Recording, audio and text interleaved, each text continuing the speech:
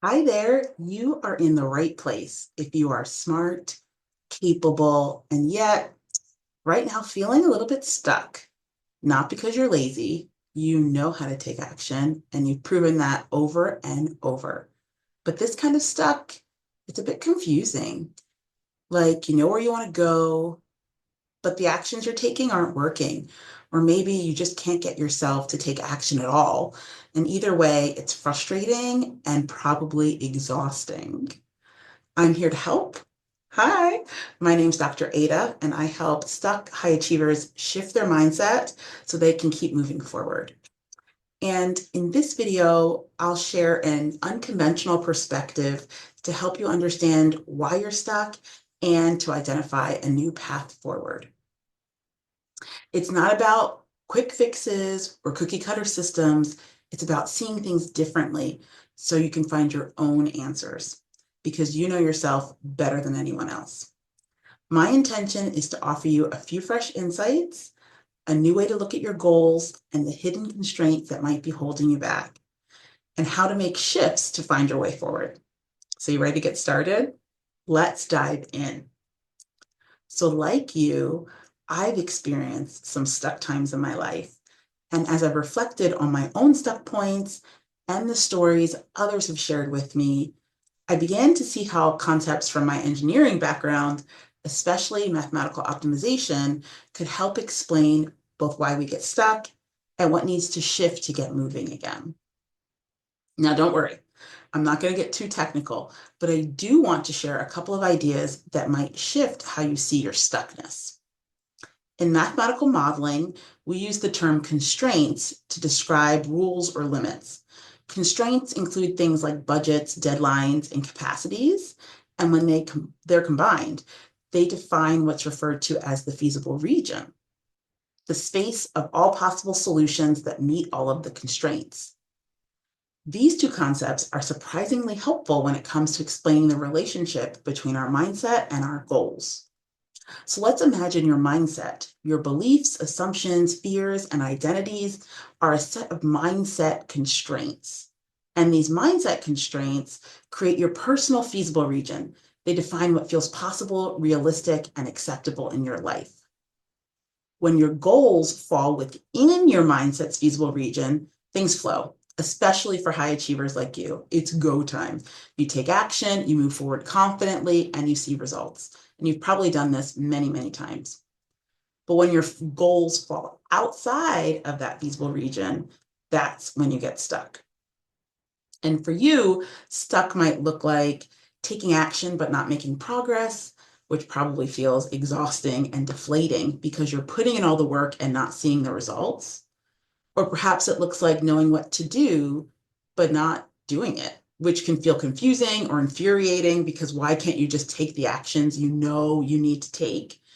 Or maybe you feel paralyzed, frustrated, and angry with no clear step, especially when people around you or your own inner voice are saying, just give up or try something new or just stop. If you're in any of those places, I'm so glad that you're here because there's nothing wrong with you. What you're feeling makes perfect sense and it's perfectly explainable.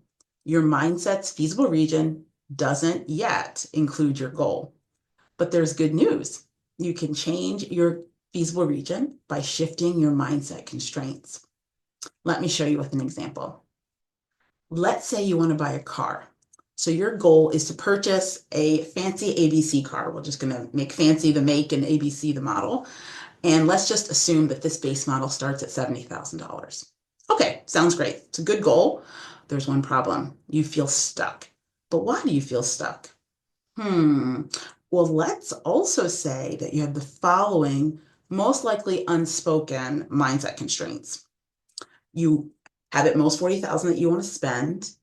You want to purchase the car in full with the money you have.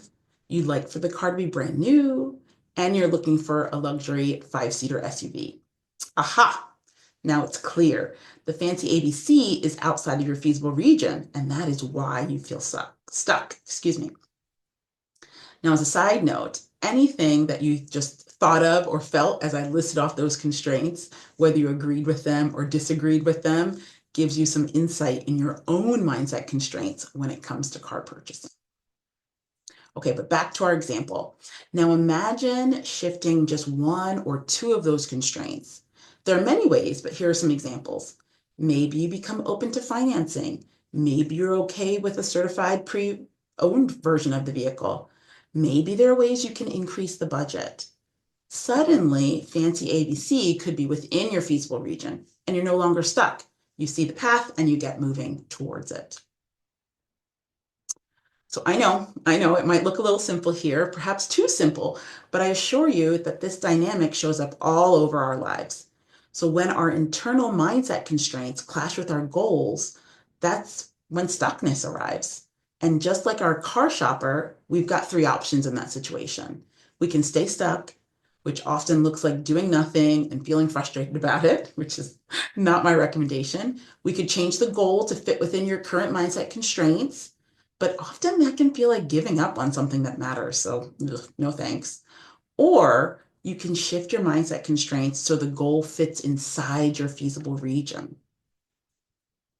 This third option is my favorite, and I think the most powerful option, because no amount of hustle can override your inner voice saying, this isn't going to work for me. It's not possible. No amount of effort can make a breakthrough if your rules are saying it has to be done only this way. And beating yourself up won't make you move forward either. Real momentum will come from expanding your feasible region by changing the mindset constraints that define what you believe is possible. So, if you're with me so far, and I hope you are, how do we figure out which constraints to shift? Well, that brings me to another concept from my school days, cause and effect relationships. So let's talk cause and effect. So when I was in school, I learned a framework to describe how two events, A and B, illustrated on the screen, relate to each other. For now, I want to focus on two of those possible relationships between A and B. The first is necessary and sufficient, which means if A happens, then B is guaranteed. And if B happens, then A must have happened. The other relationship that I think is relevant to our conversation today is necessary but not sufficient. And that means A is required for B to happen, but A alone won't lead to B. So those are the definitions, but let's use some everyday examples to make the concepts a bit clearer. One example of a necessary and sufficient relationship between two events, A and B, that you might come across in your everyday life is if event A is correctly placing the final puzzle piece, and event B is the puzzle being complete. So correctly placing the final puzzle piece is necessary and sufficient for the puzzle to be complete. If you place the final puzzle piece in the puzzle, that means it's guaranteed that the puzzle is complete. And if the puzzle is complete, it means that the final piece must have been placed correctly. So that's an example of A and B. Here's a different one. So if event A is today's date being the same day that you were born, and event B is it's your birthday, that relationship between A and B is necessary and sufficient. So if today's date is the day you were born, that guarantees that today is your birthday. And if today is your birthday, that guarantees that today's date was the day that you were born. So let's look at some everyday examples of necessary but not sufficient events. So having a key is necessary to start a vehicle and drive it, but it's not sufficient. Your car also needs to have a working battery, it needs to have fuel, it needs to be in good working order. So just having the key for a vehicle doesn't mean you can drive it down the road. The key is necessary, but not sufficient.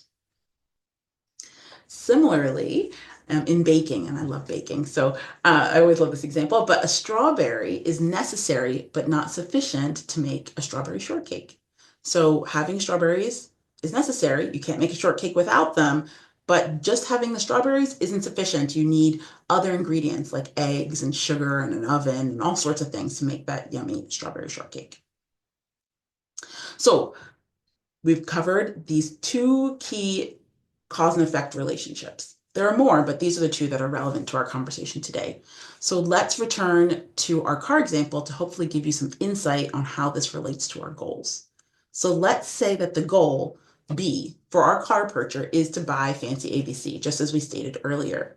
Now let's look at how those mindset constraints that we looked at earlier that created our car purchaser's feasible region, let's look at them again. Are any of them necessary and sufficient? And actually, no, none of the existing mindset constraints for our purchase guarantee the goal, purchasing this fancy ABC vehicle, right? Not the budget, not buying it cash, not it being a luxury five-seater, um, not the vehicle being brand new, right? So you can purchase ABC with none of those things. None of the constraints guarantee the purchase of the fancy ABC. So none of these mindset constraints are necessary and sufficient, but perhaps are they necessary but not sufficient? So let's look at that. And actually, no, none of the constraints are necessary but not sufficient either. None of them are required to happen to make the purchase of this fancy ABC car.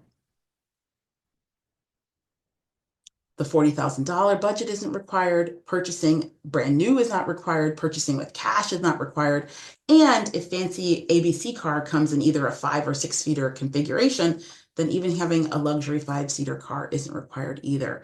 So none of these mindset constraints are necessary or sufficient for the goal, not one. And this is so common in real life. People, myself included, I'm totally guilty of this, often use invisible constraints to filter our decisions, to create our quote unquote mindset feasible regions. But those constraints often have nothing to do with whether the goal is achieved or not. So here's an example. People might think they have to work really long hours in order to earn lots of money. But working hard doesn't automatically guarantee wealth. Working hard is not necessary or sufficient to earning lots of money. It just isn't. So with this information, what can our car purchaser and all of us do in these situations when we're stuck? Well, the first is to reflect on the goal. Is the goal itself necessary and sufficient? I personally believe that happiness is the ultimate goal for everyone. So in this case, when you're looking at your goal, you can consider if it's necessary and for your happiness. Is whatever you're looking to achieve necessary and hopefully necessary and sufficient for your happiness? And if it's not, you can reframe it so that it is. And then after you consider your goal, another thing you can look at are your mindset constraints. And you can identify what is truly necessary and sufficient, or necessary but not sufficient for your goal. And the best part of this approach, you don't need to decode all of your limiting beliefs. You don't need to analyze your inner child, although that work is powerful if you want, but it's just not required to move forward in this way. Instead, we move forward with our mindset constraints by looking forward, by asking, is this goal necessary and sufficient for my happiness? Or is it necessary but not sufficient? What is actually necessary and sufficient for this goal? And what is actually necessary but not sufficient? And with those answers, you can craft what I call well-engineered affirmations that clarify the path forward. A lot of people use affirmations in different ways.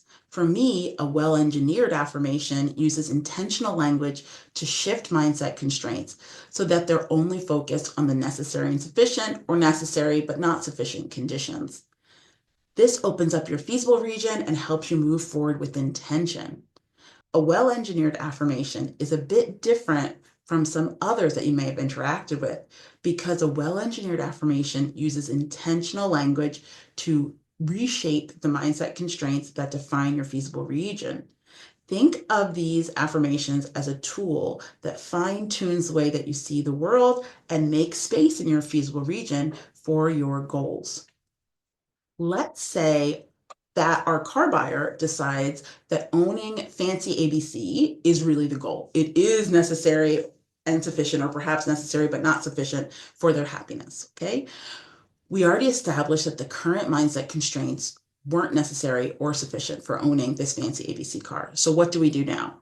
We already know that the goal meets the criteria, so we're going to use affirmations to shift the mindset constraints to include the goal. Remember the original constraint that was that the car needed to be purchased cash. Well, we know that this is not necessary or sufficient, so we can reframe it. It can go. And we can look at it in this way. We could replace it with a well-engineered affirmation to shift the constraint to something like, I'm open to all the ways available to me to fund what matters to me. Or I allow myself to explore all the ways I can purchase what I want. Do you see what we did there? We just opened the feasible region a bit wider. So now the feasible region would include financing and leasing the car. We're not restricted to a cash purchase. Another one of the original constraints was this $40,000 budget. And we know that that constraint can go because it wasn't necessary or sufficient. So a well-engineered affirmation to shift that constraint might look like, it's safe for me to spend money on the things that bring me joy. Or even, I welcome and easily see new ways to increase my income to allow me to purchase what I want. So you see what we did with these affirmations? Now, the feasible region includes increasing the budget through savings or perhaps even extra income. We could go on to include additional affirmations, maybe about negotiating or about timing when this purchase happens, all to reshape the mindset constraints and shift that feasible region open to include the goal. It's important to note that these new affirmations are crafted to serve a purpose. They stretch the boundaries of your mindset, loosening the current mindset constraints that once made your goal impossible. And suddenly that goal becomes achievable. And this is how we all get unstuck. You don't have to force yourself to believe something is true. Instead, you're inviting a shift in your perspective, the exact kind of shift you need to move forward. So these well-engineered affirmations aren't just wishful thoughts. They are tools to help you shift your perspective, allowing you to see paths that were previously hidden. And by doing so, you open the door to new actions, to new insights, and a new level of clarity. So that's how affirmations work. They aren't magic words, but a precise language that helps you unlock new possibilities. And by using well-engineered affirmations, you can shift your feasible region and make your goals more accessible. Okay, woo, that was a lot to take in. I hope you're with me. So let's recap. First and foremost, being stuck doesn't mean you're broken or you're failing. Being stuck is an invitation to improve. It's a reflection that your current mindset is working against what you're trying to achieve. But when we understand that our mindset has its own constraints that shape what feels possible, then we can start to move forward. When our goals fit within our feasible region defined by our constraints, we experience flow and progress. But when our goals are outside of that region, that's when we feel stuck. And the good news is that affirmations can help, not just any affirmation, but well-engineered affirmations. These affirmations that are crafted to stretch your mindset, expand your feasible region and your possibilities, allowing you to identify a pathway from stuck to unstoppable. I hope this video has given you some clarity about what's really happening when you feel stuck and how you can use affirmations as a powerful tool to shift your mindset and move forward. If you enjoy this type of thinking and would like some support to apply it to your life and help you get unstuck and achieving your goals, I invite you to get a free Get Unstuck Mindset Map. Enter your email address and answer a few questions about your goal and your current situation to get insights on your specific mindset constraints and possible next steps for you. By getting your mindset map, you'll receive clarity on what's been holding you back and practical steps you can take to move forward. If that sounds like a good fit, you'll find a link to get started with your Get Unstuck Mindset Map on the screen and below this video. Thanks so much for watching. Best wishes and have a great day.